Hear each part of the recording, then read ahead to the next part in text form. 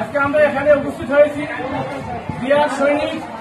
আমরা বিয়ার সৈনিক হিসাবে সবাই কাজ করব, বিয়ার আদর্শ মেনে কাজ করব, খালেদা জিয়ার আদর্শ মেনে কাজ করব, তারা প্রধানের আদর্শ মেনে কাজ করব।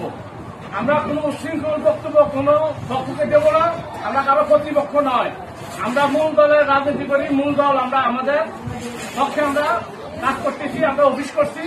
আমরা আমাদের ছোট ভাই যারা সবাই এখানে আছেন এবং মুরব্বিয়ান সবাই যারা আছেন সবাইকে বলবো, অনুরোধ করবো যেহেতু কারোর সাথে কোনো হিংসা বিদ্বেষ আমরা কোনো রাজনৈতিক বক্তব্য কোনো সময় আমরা দেব না।